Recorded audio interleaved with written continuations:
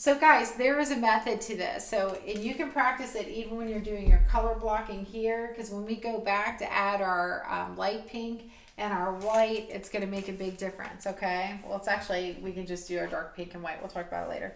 But it's 2 parentheses, all right, to start like this. And then you can put 1 at the top or the bottom. Here's what people want to do with these strokes, is they want to have everything connected like this. You don't want to do that, okay? So what you want to do is you want to swoop around and have nothing connected, all right? Like this, all right? So you want to practice that whenever you're working on this pink. And we're going to use the skinny part of the flat brush. You're going to start on the inside. So even if I start down here and I put my parenthesis on the bottom, that's how you would start. And then you're going to swoop around and make sure that those don't connect, okay? So you're going to swoop, swoop, swoop, swoop, and make sure they don't connect, okay? Here's something important about this. When you put the brush down, it's light, pressure, light. Light, pressure, light. Light, pressure, light. And you're lifting off at the end of the stroke. It's really important to do that. So you're going to do parenthesis, parenthesis, okay? Swoop around. Because it's very easy for people want to connect this. The reason why we're putting in this dark pink first is because it's going to pop through and it's going to look like it's further back where the dark pink is. And then we're going to layer it up after all that dries. So practice that, start in the center and practice that and work your way out. If you have a 1/4 inch flat for this, it'll work a little bit better. And I can get you a smaller one, Eliza, if you want. Yeah. So how I'm going to practice is I'll kind of start in the middle. This brush is like kind of big. Yeah, we have a big one for it. And then you practice putting that in. I'll find you a smaller one, Eliza, deal. Whenever we do this, whenever we do this with our lighter colors, you're not going to completely fill it in like we did on the other ones. But you can kind of practice your stroke with this.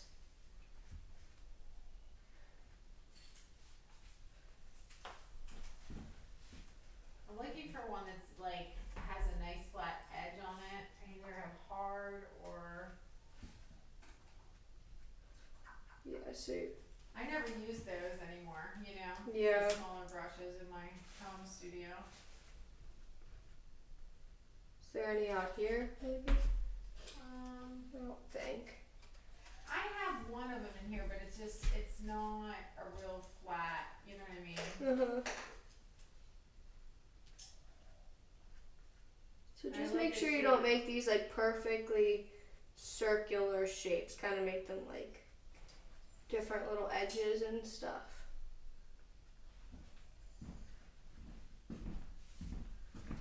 This might work, Eliza, deal.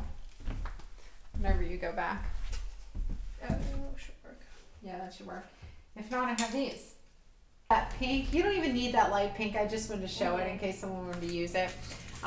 This rose color I just put on here, but what we're going to do, you're going to just use your quinacridone rose and put white on the tip, which is going to blend out to a pink color, okay?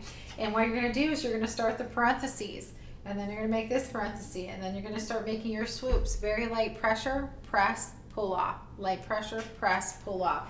Do not connect everything, okay? Make sure you're letting some of the darkness show through in this, okay? Don't make all of your strokes butt up against one another, okay? So I pull my pink off to the side, then I dip the tip in the white, and then I'm going to start making... And this is kind of chunky paint. Yeah, like it's a decent amount. Yeah. I'm going to start making these little... the parentheses. And you have to wipe off on your paint towel, guys. Sometimes you'll have to get more paint.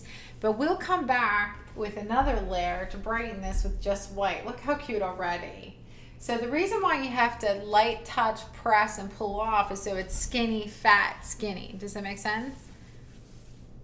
And don't connect them, whatever you do. And do it like all in one stroke, okay? Swoop them around, guys. Eliza, very cute. So if you decide, like that one's starting to connect, like here, these two are like connecting, you can always go back and like, you know, on your next round too, there you go. She can break that up just like that too. Perfect, Eliza.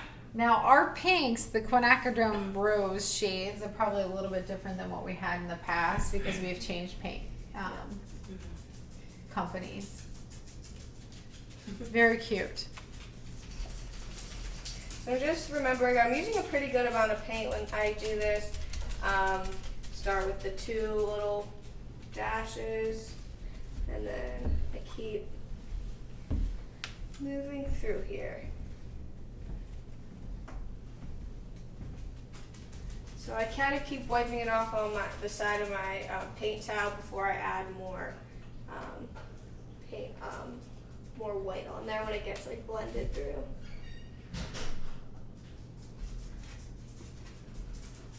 And we will, again, we're going to go back through with another coat, so don't forget that.